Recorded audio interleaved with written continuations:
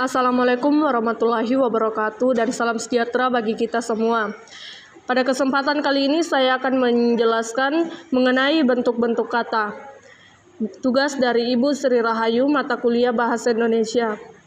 Tetapi sebelum itu perkenalkan, nama saya Novelin Kaprian Kapowiwi, NIM PO 713203221029 dari Politeknik Kesehatan Kemenkes Makassar, Program Studi Diploma 3, Teknologi Laboratorium Medis, tingkat 1 kelas A. Langsung saja ke materi.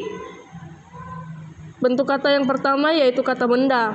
Nomina atau kata benda adalah kata yang menyatakan nama dari seseorang, tempat atau semua benda dan segala yang dibendakan. Kata benda biasanya dapat berfungsi sebagai subjek atau objek dari klausa. Contoh kata dari kata benda yaitu yang pertama nama orang. Contohnya Andi, Sinta, Bona, Krisna. Yang kedua nama binatang. Contohnya tikus, anjing, kucing, gajah. Yang ketiga nama tempat. Contohnya rumah, taman, kantor pos, rumah makan. Dan contoh kalimatnya yaitu Andi membaca buku di taman. Yang kedua, kata sifat. Kata sifat adalah kata yang digunakan untuk menggambarkan karakter atau sikap seseorang. Contoh kata sifat yaitu sopan, rapi, rajin, jujur, ramah, cantik, dan lain sebagainya. Contoh kalimatnya, perempuan itu sangat cantik dan ramah. Bentuk kata yang selanjutnya yaitu kata kerja. Kata kerja adalah kata yang menyatakan proses, perbuatan, dan tindakan. Contoh kata kerja yaitu duduk, makan, berjalan, memohon, mengakui, memasak, dan lain sebagainya. Contoh kalimat kata kerja yaitu Ayu sedang memasak di dapur. Bentuk kata selanjutnya yaitu kata keterangan. Kata keterangan adalah kelas kata yang memberikan keterangan kepada orang lain, seperti kata kerja dan kata sifat, kecuali pada kata benda atau nomina. Berikut jenis-jenis kata keterangan dan contohnya. Yang pertama, kata keterangan waktu. Contoh katanya yaitu kemarin. Contoh kalimatnya, kemarin ayah membelikan sebuah sepeda baru. Yang kedua, kata keterangan tempat. Contoh katanya yaitu Surabaya. Contoh kalimatnya, ayah akan berangkat menuju Surabaya. Yang ketiga, kata keterangan perlawanan. Contoh katanya yaitu kecuali. Contoh kalimatnya, Sinta tidak boleh menonton televisi kecuali sudah mengerjakan tugas sekolah. Yang keempat yaitu kata keterangan sebab. Contoh katanya yaitu karena. Contoh kalimatnya, pengendara motor itu kecelakaan karena jalanan. Bentuk kata selanjutnya yaitu kata bilangan.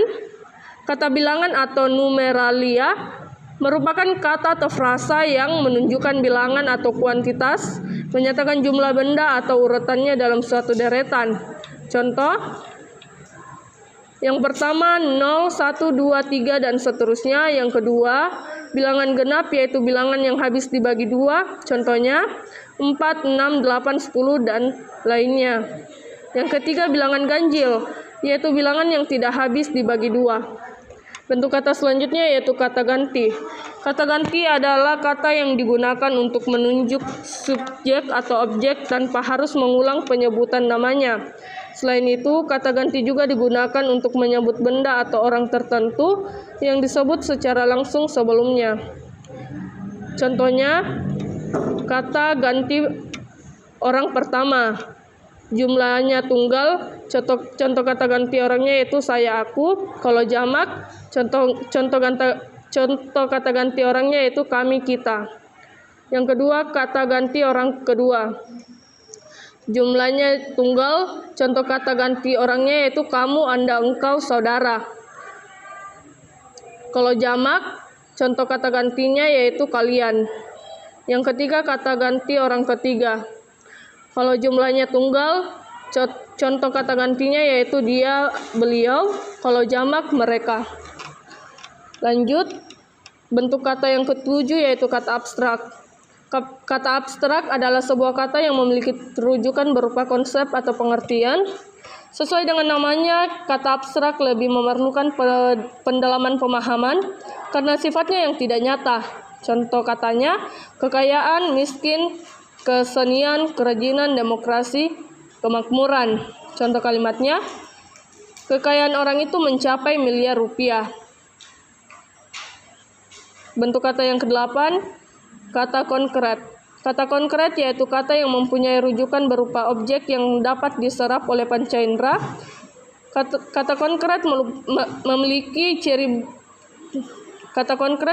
ciri bisa dirasakan, bisa dilihat, diraba, didengar, dan bisa dicium.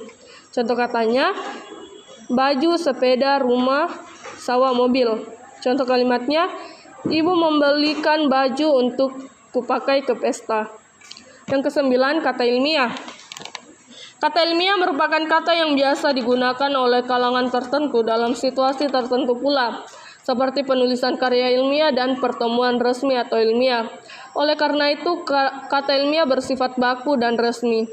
Contoh katanya yaitu analogi, andragogi, anestesia, aksioma, apresiasi, alienasi, animo, ambigu, dan lain sebagainya. Bentuk kata selanjutnya yaitu kata umum. Kata umum adalah kata yang digunakan dalam penyusunan kalimat, memiliki makna lebih luas, lebar, dan cakupannya lebih luas. Artinya, kata umum dipakai untuk menjelaskan sesuatu yang tidak spesifik atau masih bisa diperluas lagi makna katanya. Contohnya, warna, hewan, pakaian, buah, cuaca, makanan. Bentuk kata selanjutnya yaitu kata tugas. Kata tugas adalah kelompok kata yang mengandung sedikit atau sama sekali tidak mengandung makna leksikal atau memiliki makna yang ambigu, yang terutama menyatakan hubungan gramatikal dengan kata-kata lainnya dan tidak dapat bergabung dengan afiks. Contoh kata tugas penghubung atau konjungsi adalah sehingga, maka, ketika, karena, bukan hanya, melainkan, akan tetapi, dan masih banyak lagi. Bentuk kata selanjutnya yaitu kata denotatif. Kata denotatif adalah makna sebenarnya atau makna wajar yang sesuai dengan apa adanya. Contohnya yaitu kamar kecil, mengacu pada kamar yang kecil. Contoh selanjutnya, Putra membeli kambing hitam kemarin. Kambing hitam di sini adalah kambing yang berwarna hitam. Selanjutnya bentuk kata yang ke-13 yaitu kata konotatif. Konotatif adalah makna tidak sebenarnya pada kata atau kelompok kata atau makna kiasan. Contohnya, yang pertama, kamar kecil berarti jamban atau WC. Yang kedua, Putra menjadi kambing hitam dalam kasus tersebut. Kambing hitam yang bermakna konotatif adalah orang atau sesuatu faktor eksternal yang sebenarnya tidak bersalah tetapi dituduh bersalah atau dijadikan tumpuan kesalahan. Jadi, perbedaan kata denotatif dan konotatif yaitu kalau denotatif itu makna sebenarnya dan atau makna yang nyata. Kalau konotatif itu makna kiasan. Lanjut, ke-14 yaitu kata populer. Kata populer adalah kata yang umum digunakan dalam kehidupan masyarakat. Artinya, kata ini umum diketahui oleh seluruh lapisan masyarakat dan dipakai dalam percakapan sehari-hari. Adapun ciri-ciri kata populer yakni mudah diketahui dan dimengerti semua orang. Contohnya, bagian, cara, contoh, dorongan, isi, kegiatan, keuntungan, hayalan. Bentuk kata selanjutnya yaitu kata khusus. Kata khusus adalah kata yang dipakai dalam penyusunan kalimat yang memiliki makna terbatas, lebih spesifik dan cakupannya sempit. Contoh katanya yaitu hujan, bersalju, kemarau, semi, mendung, panas. Yang ke-16, kata slang.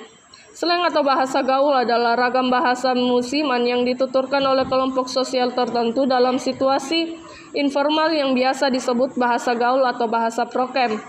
Contohnya, yang pertama sabi, artinya bisa. Contoh kalimatnya, sabi nih kita kesini jalan-jalannya. Yang kedua pap atau pass a picture, atau unggah atau kirim gambar atau foto. Contoh kalimatnya, pap dong kamu lagi di mana? Ya. Contoh ketiga yaitu mager atau singkatan malas gerak. Contoh kalimatnya, gue mager nih, nggak mau ke sana. Bentuk kata selanjutnya yaitu kata jargon. Jargon merupakan kosakata khusus yang digunakan dalam bidang kehidupan atau lingkungan tertentu. Biasanya tidak dipahami oleh orang dari bidang kehidupan yang lain.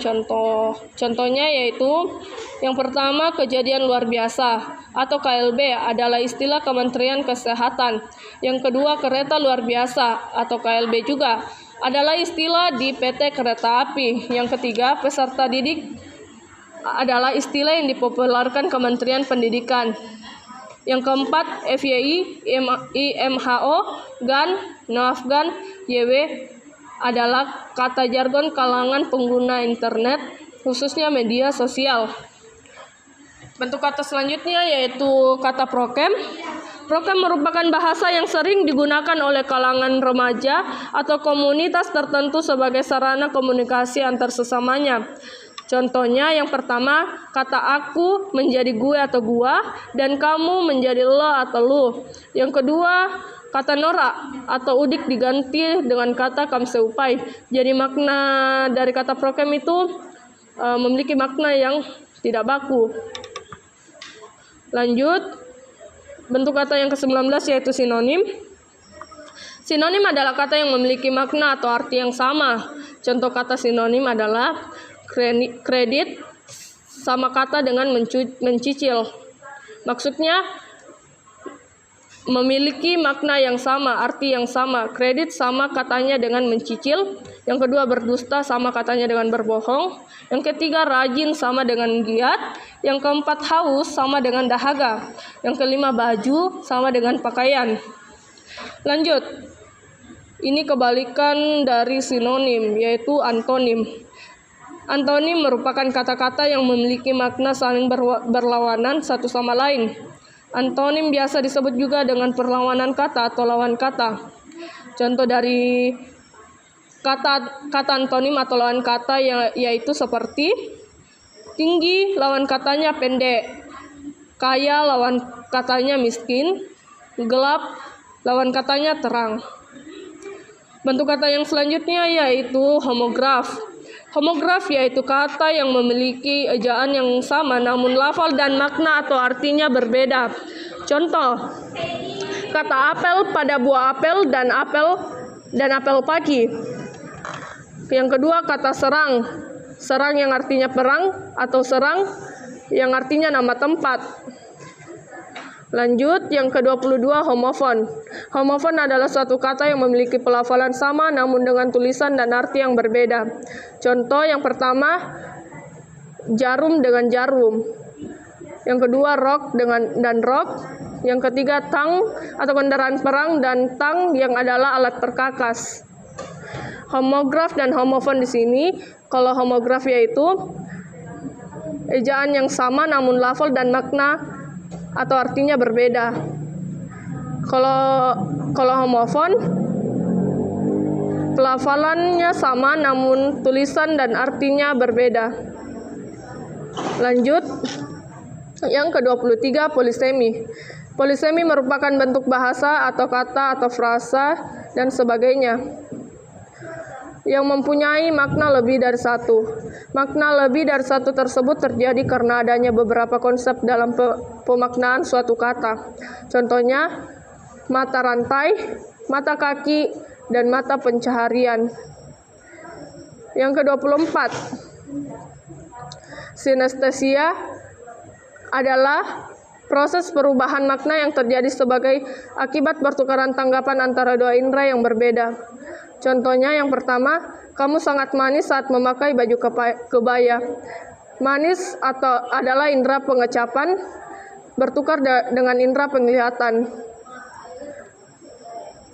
Artinya kata manis yang harusnya adalah indera pengecapan tetapi diganti dengan indera penglihatan. Yang kedua, suasana pesta semakin hangat saat seorang tamu menyanyikan lagu kemesraan. Hangat yang artinya indera peraba bertukar dengan indera penglihatan. Bentuk kata selanjutnya yaitu peyoratif.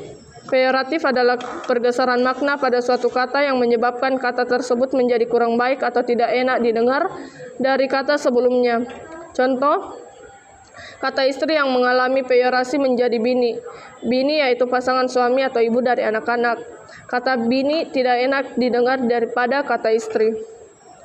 Lanjut, yang ke-26, amelioratif. Amelioratif adalah proses perubahan makna bahwa makna baru dirasakan lebih tinggi nilainya daripada makna dahulu. Contohnya, kata bini menjadi istri. Kata bini diartikan sebagai perempuan yang dinikahi. Setelah mengalami ameliorasi, kata bini diubah menjadi istri yang memiliki makna yang sama namun terkesan lebih sopan. Yang kedua, kata gelandangan menjadi tunawisma. Kata gelandangan biasa ditujukan pada seseorang yang memiliki masalah kesejahteraan sosial, khususnya dalam hal memiliki tempat tinggal. Setelah mengalami ameliorasi, kata gelandangan diubah menjadi tunawisma. Kata ini memiliki kesan yang lebih halus dibandingkan dengan gelandangan. Bentuk kata yang ke-27 yaitu kata majemuk. Kata majemuk adalah gabungan dua kata atau morfem dasar yang menghasilkan kata dengan makna baru. Contoh katanya yaitu air terjun, olahraga, angkat kaki, intisari, akad nikah, darah biru, jatuh miskin, orang tua. Jadi maksudnya di sini kata air dan kata terjun digabung menjadi makna baru, yaitu air terjun. Bentuk kata yang selanjutnya yaitu kata depan. Kata depan atau preposisi adalah berguna untuk menandai berbagai hubungan makna antara kata di depan preposisi dengan kata yang berada di belakang preposisi.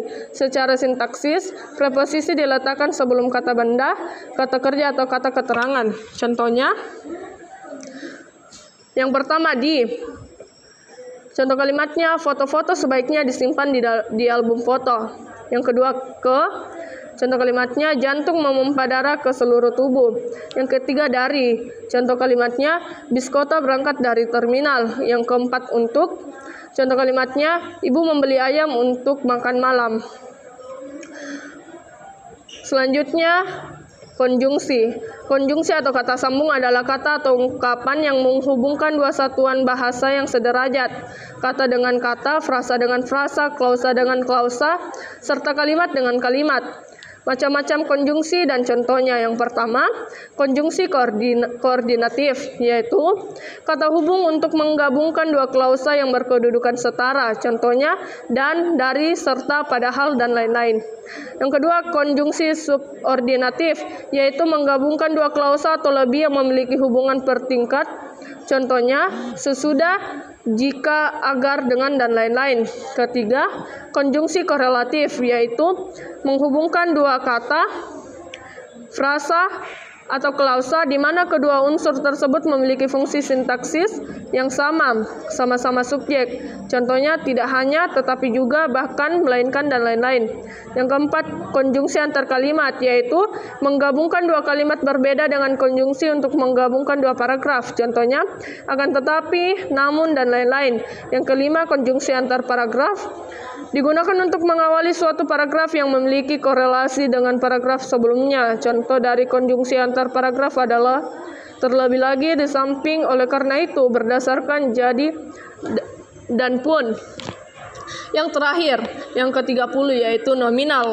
Kata nominal adalah jenis kata yang menggunakan predikat berupa kata benda atau promina, termasuk frasa pronomina dan nominal. Contoh yang pertama, mahasiswa. Contoh kalimatnya, aku adalah seorang mahasiswa politeknik. Kedua, istana. Contoh kalimatnya, rumahku adalah istanaku. Yang ketiga, kata buku. Contoh kalimatnya, aku membeli buku di Gramedia. Sekian, demikianlah bentuk-bentuk kata yang telah saya jelaskan. Kurang dan lebihnya mohon dimaafkan. Terima kasih. Wassalamualaikum warahmatullahi wabarakatuh.